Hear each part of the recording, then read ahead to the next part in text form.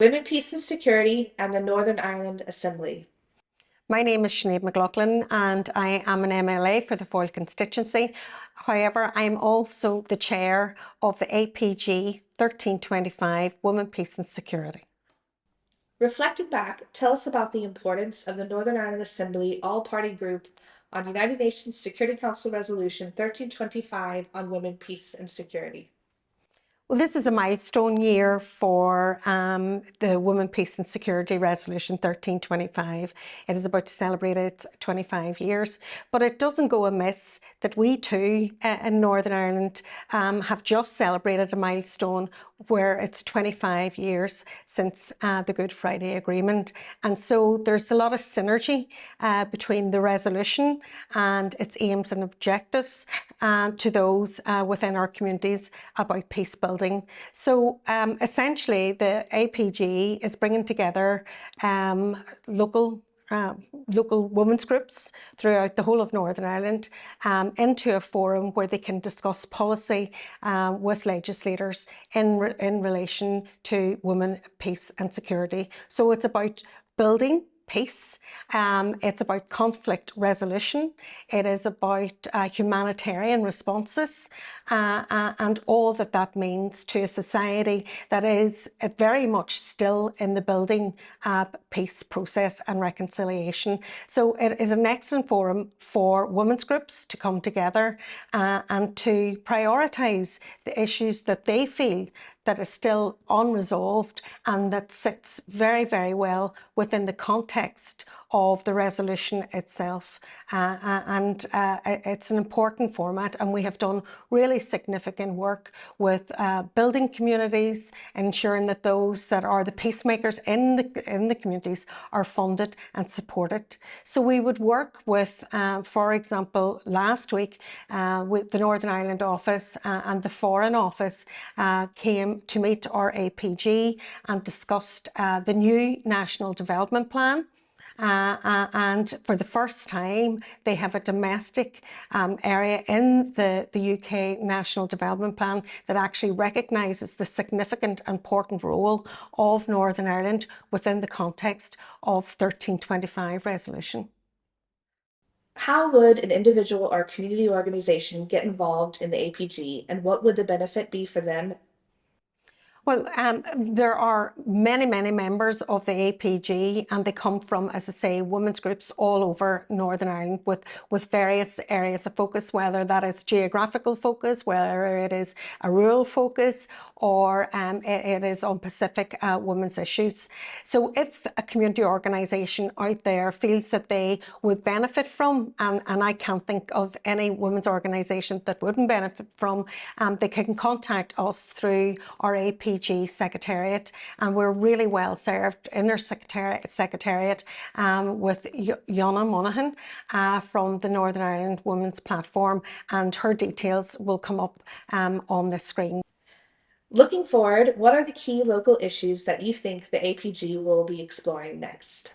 We have been doing a lot of work in relation to the Ending Violence Against Women and Girls strategy. It's now been brought forward within the Executive and Assembly. It is one of the key priorities in the programme for government. However, it is really important that that co-design process for that strategy is monitored and evaluated, and the platform of the APG will be looking at how that matures and goes forward in the future. We will be specifically looking at the ending domestic violence and reducing domestic violence, and how it, impacts the lives of children and families throughout our communities. It is a real specific problem that has grown significantly over the many years. And again, it is part of that peace building and reconciliation that paramilitary coercive control that still exists in our communities is another area that we will be looking at and focusing on, and that includes things like trafficking. It includes illegal money lending and the specific impact that it has on women and children in our communities. So those are the kind of local issues that we will be looking at, but we'll also be looking at the wider issues in relation to racist attacks and racist violence. We will be working with our immigrant communities and how we can support them and make sure our new communities feel very, very welcome here, and that there is no negativity within the communities to make them feel unwelcome in any way. So that will be some of the key local issues that we will be looking at. Also, how we spend money in Northern Ireland is really important as well.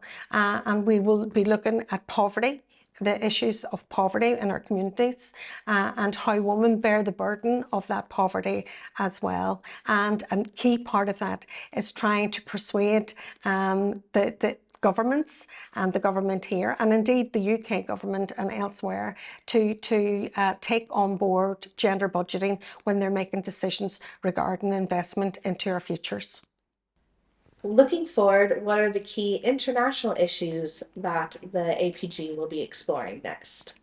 In the last 12 months or so, we have, as an APG, have decided that we need to prioritise the conflicts that are happening throughout the world as well. We can't be silent when we see women being the focus of some of the international conflicts. We're really particularly concerned about the women in Afghanistan. They're basically now in solitary confinement and hidden from the world.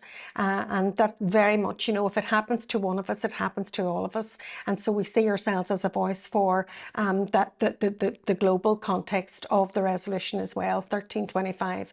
So we have raised the issue of women in Afghanistan with the Irish government and the UK government, and we will be monitoring their responses to this international disaster that is unfolding in Afghanistan. The Palestine conflict is never too far away from the women that attend our APG.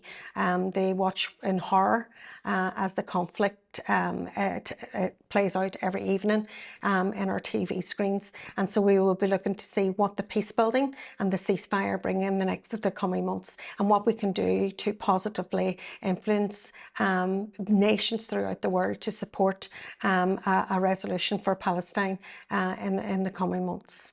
In Northern Ireland, unfortunately, we still live in a divided community. We're divided in our education, we're divided in our housing, and that has a specific impact on how you build peace and reconciliation. And that's why it is really important that the national action plans of the UK and the Irish government reflect the unique domestic situation that we still find ourselves here in Northern Ireland. And as an APG, we want to work collaboratively with both governments to ensure that our communities and our women's sector are built and are resolved in building peace for the greater good of all.